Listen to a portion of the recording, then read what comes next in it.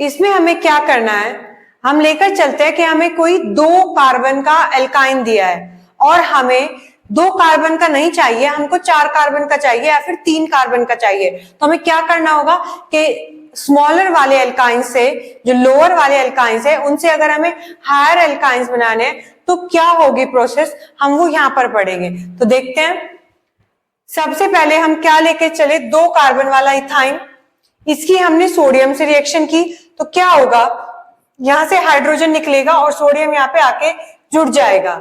मतलब हमने बस कुछ नहीं किया, सब्स्टिट्यूशन कर दिया। ठीक है, ये हमारे पास सोडियम एसिटाइलाइड आ गया। फिर एक तो ये भी हो सकता है, फिर हमने आगे क्या किया कि अब यही वाला लिया, इसका एक यहाँ पे आ गया तो सोडियम, तो ये क्या किया, सोडियम पे प्लस चार्ज लगा दिया और कार्बन पे नेगेटिव चार्ज। फिर एक और पॉसिबिलिटी क्या हो सकती है, अभी तो हमारे पास यहाँ पे भी हाइड्रोजन बचा है, हम क्या कर सकते हैं कि एक सोडियम और ले और इस हाइड्रोजन को भी सब्स्टिट्यूट कर दे। तो ये हमने एक सोडियम लिया और इस हाइड्रोजन को भी सब्स्टिट्यूट कर दिया, तो हमारे पास ये क्या आ गया, डाई सोडियम एसिटाइलाइड, ये जो हमारे पास बनकर आया है। ठीक है, अब ये जस्ट एक प्रोसेस ली है। अब मैं आपको बताऊंगी कि अगर आपके पास 2 कार्बन वाला एल्काइन है और आपको 3 वाला बनाना है तो आप क्या करोगे, उसके लिए देखो।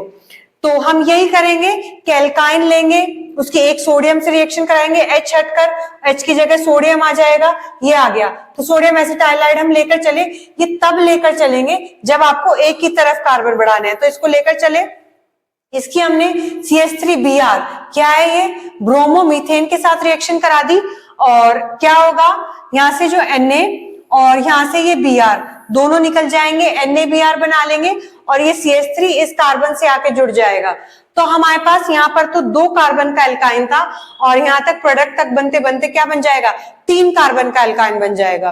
क्लियर हो गया होगा।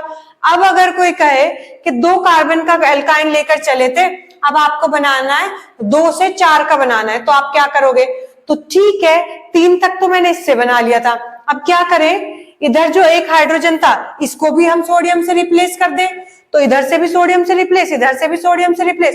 तो पहले तो ये वाला बनाना पड़ेगा, डाई सोडियम एसिटाइलाइड, वही 2 बार सोडियम से रिएक्शन करो, दोनों हाइड्रोजन हटाओ, डाई सोडियम एसिटाइलाइड बन जाएगा।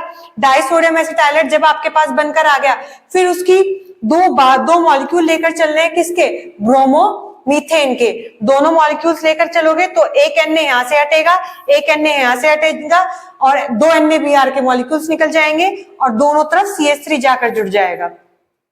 ठीक है, तो हम 2 कार्बन का लेकर चले थे टोटल, अब हमारे पास दोनों Na रिप्लेस होकर इससे दोनों तरफ CH3 आ गया, तो 4 कार्बन का हमारे पास एल्काइन बनकर आ गया। तो हमने क्या किया है, लोअर वाले एल्काइन से हायर एल्केन्स बना दिए। यही तो था आपका heading, formation of higher alkyne from ethyne. Ethyne का ही यूज कर हमें 3 वाला बनाना है, 4 वाला बनाना है। तो 3 वाले के लिए 1 बार सोडियम लगाओ हाइड्रोजन हटाने के लिए और 4 वाले के लिए दोनों बार सोडियम लगाओ। ठीक है, क्लियर हो गया होगा, सबको समझ आ गया होगा ऑप्सो।